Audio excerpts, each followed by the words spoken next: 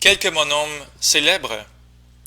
Dans cette vidéo-là, on va explorer les monomes, sans toutefois dire exactement qu'est-ce que c'est. Je vais garder ça dans une autre vidéo. Je vais vous montrer des monomes de la vie, des monomes célèbres.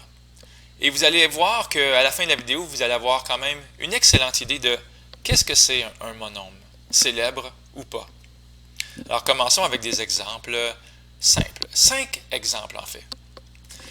Le premier exemple, c'est vous vous promenez dans la rue et vous voyez 3 grandes pancartes pour faire de la publicité pour des Big Mac. Évidemment, ça ne vous tente pas d'aller mesurer les dimensions de la pancarte parce que, tout simplement, elles sont trop loin, trop hautes. Bref, c'est pas grave, parce qu'en mathématiques, lorsqu'on ne connaît pas la mesure de quelque chose, il suffit de mettre une lettre. Par exemple, ici, la lettre X. Et les Big Mac ont la propriété d'être assez carrés, en tout cas les images des Big Mac, et donc, lorsque je vais m'intéresser à la hauteur de mon affiche, bien, je vais prendre la même lettre X. Alors voilà, ici, X et X. Ne soyez pas traumatisés par les lettres et les variables. Une lettre ou une variable, c'est tout simplement un nombre, mais qu'on ne connaît pas. Alors, X, je ne connais pas la mesure du côté du carré, et c'est pour ça que j'écris X, justement. Alors, quelle est l'aire de ces 3 images? Ben, soyez pas surpris s'il va y avoir des X dans la réponse. D'ailleurs, ici, pour le premier Big Mac, l'aire va être X fois X. L'aire d'un carré, c'est côté fois côté. Ici, c'est X fois X, X à la 2. Et ça va être le cas pour chacune des 3 images. C'est bien. Alors, les 3 images ensemble, c'est X à la 2 plus X à la 2 plus X à la 2, et ça fait donc 3 fois X à la 2. Alors, il y a un fois qui vient d'apparaître, même s'il n'est pas là, il est là. 3 fois X à la 2. C'est un premier monome.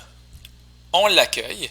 Et ce monome-là nous raconte l'histoire de l'aire des 3 images de Big Mac. Alors, qu'est-ce que c'est un monome? Sans trop dire qu'est-ce que c'est maintenant, il y a comme un nombre qui est ici. Il y a une variable. Il y a même un exposant. Alors, est-ce que c'est ça un monome? C'est pas mal ça. Mais il y a d'autres détails qui vont s'en venir dans une autre vidéo ou dans cette vidéo-là aussi, bien sûr. Imaginez que ce sont des Whoppers à la place des Big Mac. Les Whoppers sont plus rectangulaires. Encore une fois, les images sont loin, vous ne voulez pas vous déplacer pour aller les mesurer, monter en haut d'une échelle, ne vous intéresse pas. Je vous demande de considérer l'option de mettre 2 lettres différentes, 2 variables différentes, parce que, clairement, ici, on n'a pas les mêmes dimensions pour la base et pour la hauteur du rectangle. Donc, l'aire de cette affiche va être X fois Y. Et l'aire pour les 3 affiches, X fois Y, plus X fois Y, plus X fois Y, ça va donner 3XY. Alors là aussi, on a un monome qui raconte une histoire. On a encore un nombre qui est ici. Et on a encore, cette fois-ci, on a 2 variables. Et on a des exposants qui sont juste cachés. C'est des exposants 1, on n'a pas besoin de les écrire, même s'ils sont là. Alors, c'est un monome, 3XY, on le salue. J'aime bien cet exemple-là ici, avec la distance parcourue par un corps en chute libre.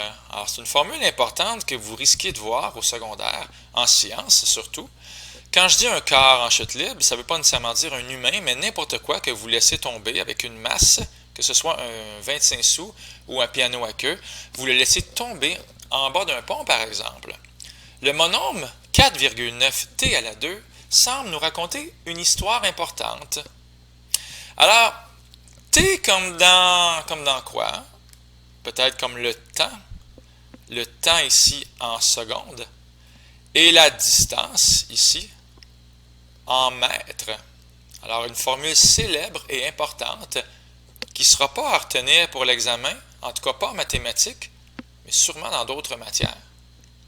Qu'est-ce que le monome nous raconte? Il nous raconte ceci, qu'après 0 seconde, bien sûr, il va y avoir 0 mètre de parcouru. Mais qu'est-ce qui se passe après 1 seconde? Après 1 seconde, lorsque je parle de seconde, je parle du temps. Alors, on va remplacer gentiment la variable t, parce qu'on connaît maintenant sa valeur, on la remplace, la variable, par 1. Alors, ça va se faire comme ceci, 4,9, au lieu d'écrire fois t à la 2, je vais écrire fois 1 à la 2. Alors, on commence par la partie avec l'exposant. 1 à la 2, ça fait 1. Et 4,9 fois 1, ça fait 4,9 mètres. Et je vous annonce donc que lorsque vous laissez tomber un objet, après 1 seconde, il y a 4,9 mètres de parcouru. Tiens, on va faire des lignes comme ça. Il paraît que c'est ça que le destin veut. Après 2 secondes, qu'est-ce qui va se passer? Alors, cette fois-ci, on va remplacer la variable t par 2. Alors, 4,9 fois t à la 2 devient 4,9 fois 2 à la 2. Et donc, encore une fois, on va faire le 2 à la 2 en premier. 2 à la 2, ça fait 4. Et 4,9 fois 4, ça fait 19,6 mètres. Alors, on réalise que ça va de plus en plus vite. Après 2 secondes, on a déjà parcouru dans les airs 19,6 mètres quand on laisse tomber un objet, que ce soit un 25 sous ou un piano à queue. Un dernier exemple, vous pourrez faire la liste et la suite si vous voulez. Qu'est-ce qui se passe après 3 secondes? Bien, après 3 secondes, ça va être 4,9 fois t à la 2. Je remplace la variable t par 3. Encore une fois, on fait le 3 à la 2 en premier, ce qui va faire 9. Et 4,9 fois 9, ça fait bien 44,1 mètres. OK, ça va vraiment de plus en plus vite. Donc, si vous laissez tomber quelque chose après 3 secondes, il est trop tard pour changer d'idée, il est rendu assez loin. En passant, ce monôme-là ne fonctionne pas uniquement pour le pont Jacques-Cartier, il fonctionne à peu près n'importe où dans le monde. Donc, lorsque vous laissez tomber quelque chose, 4,9 t à la 2. Quel beau monôme, n'est-ce pas, qui nous raconte une histoire de la vie. Le volume d'une boîte, on va y aller rapidement, tout simplement x, y, z. Alors ici, on ne connaît pas les dimensions et elles sont sûrement différentes. Dès l'instant où on n'est pas certain, on est obligé de prendre des lettres différentes. Alors, x, y, z, il y a 3 variables dans ce monôme-là. On a des exposants qui sont 1 à chaque fois. Et c'est une boîte. On peut imaginer aussi un petit fantôme ici. C'est une fois x fois y fois z. Parce que c'est une boîte ici qui nous intéresse. Dernier exemple, le volume d'un prisme à base carrée rempli aux 2/3. Et ça m'intéresse beaucoup ça, c'est écrit base carrée. Et si c'est une base carrée, ça veut dire que j'ai le devoir d'écrire la même lettre. Les dimensions du carré, x, pour la mesure, dans le fond, des côtés de mon carré.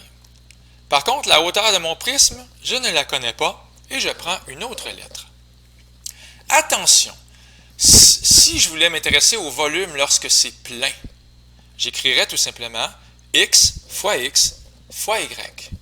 Alors, x fois y, ou si vous préférez, x à la 2 fois y. Ça, c'est un monôme qui nous raconte l'histoire d'un prisme à base carrée rempli au complet. D'ailleurs, la petite lettre ici, ça s'appelle un indice. Ça veut dire le volume lorsque c'est plein. C'est le contraire d'un exposant. Un exposant, c'est une petite lettre en haut. Un indice, c'est une petite lettre en bas. Mais là, mon prisme à base carrée il est rempli aux 2/3 de sa capacité. Et j'ai bien dit le mot « de ». Et en mathématiques, un « de », c'est un fois. Le 2/3 de sa capacité. Par exemple, si je disais la moitié de ton âge. Bien, la moitié de ton âge, si tu as 14 ans, c'est une demi fois 14. Encore une fois, le « de » et le « fois » ici se tiennent main dans la main en mathématiques. La moitié de 14, la moitié de ton âge, de fois une demi fois 14, c'est bien 7. Alors, le 2/3 de la capacité, donc le volume de l'eau ici, c'est bien le 2/3.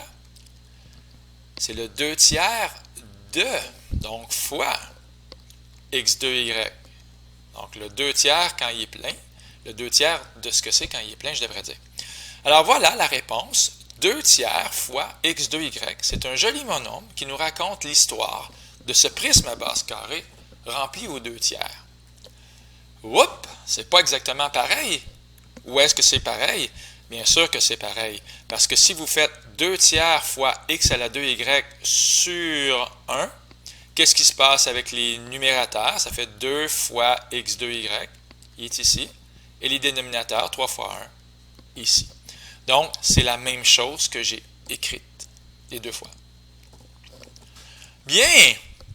Quel est ton score? Ça, c'est toi qui le sais, si tu as réussi à tout trouver. Quelques définitions. Alors, souvent, il y avait des nombres devant les variables. Et le petit truc ici, bien sûr, on sait ce que ça s'appelle. On sait que ça s'appelle un exposant. Alors, le petit nombre, coefficient, variable, exposant, ce sont des mots à retenir pour les monomes.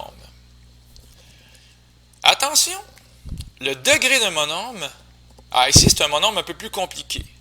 Est-ce qu'il existe une histoire de la vie avec 3,4 A2B3C? Sûrement qu'il existe une histoire de la vie. J'en inventerai pas une tout de suite, mais ça, c'est un monome. Alors, le coefficient, c'est 3,4. On a 3 variables. Et quels sont les exposants? 2, 3, et ici aussi, il y a un exposant 1. Qu'est-ce que c'est que le degré? Bien, le degré, c'est la somme des exposants que je viens de décrire. Donc, le degré, ça va être un degré 6 ici. Ben oui, il y avait un petit 1. Donc, 2 plus 3 plus 1, le degré, c'est 6. Alors, donner là où les variables, les exposants, coefficients et degrés, c'est parti. Vous avez le droit de faire pause. Lui, je donne quand même la réponse au début. Alors, pour les 3 Big Mac, la variable, c'est x. Cette variable-là, son exposant, c'est 2. Le coefficient, c'est 3. Et le degré de mon monome, ici, c'est un degré 2. Pour les Whoppers, c'est aussi un degré 2 ici, parce qu'on a un exposant 1 et un exposant 1 à chacune des variables, et lorsqu'on fait la somme des exposants, 1 plus 1, ça fait 2. On poursuit. La variable, c'est t, l'exposant, c'est 2, coefficient 4,9, degré 2. Ah! Je me souviens, moi, tantôt, j'ai mis un 1 ici, un fantôme. Ça, c'est le coefficient. C'est bien 1. Alors, 1, les exposants, c'est 1, 1, 1. Et le degré, ça va être un degré 3. Et le dernier, ça aussi, ça va être un degré 3. On additionne les exposants, 2 plus 1, ça fait 3. Quel est le coefficient? Mais vraiment, ça serait dommage de faire pause ou stop tout de suite. Si vous pensez que le coefficient c'est 2, vous êtes un peu, malheureusement, à l'écart de la vérité. Parce que tantôt, j'ai écrit le 2 tiers de x2y. Alors, le coefficient, c'est vraiment cette espèce de nombre-là qui vient multiplier les variables. Les variables sont affectées d'exposants, mais cet amalgame de variables et d'exposants, il est précédé par un coefficient qui vient le multiplier, et ce coefficient-là, c'est bien 2 tiers. Alors, faites attention ici de ne pas répondre 2, mais de respecter la fraction. Je te respecte, c'est 2 tiers. Alors voilà, quel est votre score? Bien, encore là, c'est vous qui le savez. C'est la fin de la petite séance, et j'espère que ça vous a aidé.